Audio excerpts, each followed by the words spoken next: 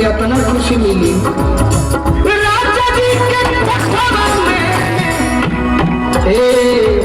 कार्तिक भैया राजा जी के कोठवा में उठ जब सोती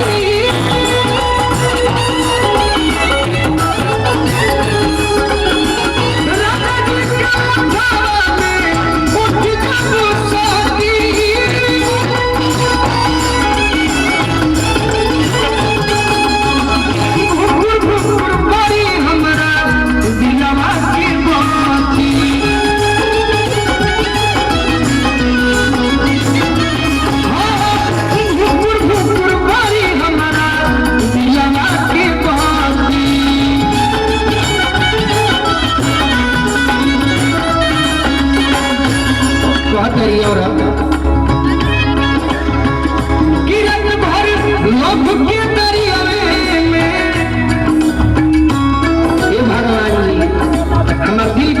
सुन ली आज मन में मनोकामना बा आज पूरे कर दे।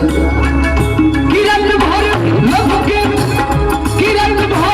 लभ के दरिया में हाल हो के दी आज राजा जी के प्यार में जान हो के दी आज राजा जी के प्यार में जान हो के दी।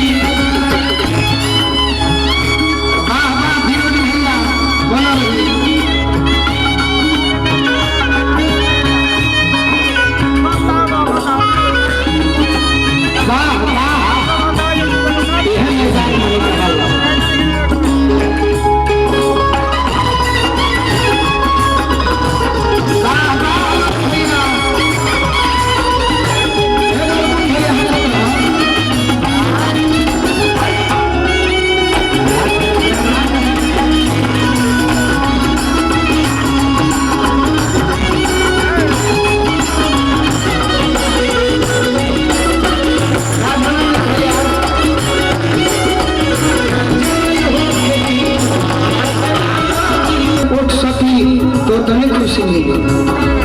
जब तनी मनी छुई है आज जब रुआ गनगनाई तो संपूर्ण रूप से हमारा खुशी मिली।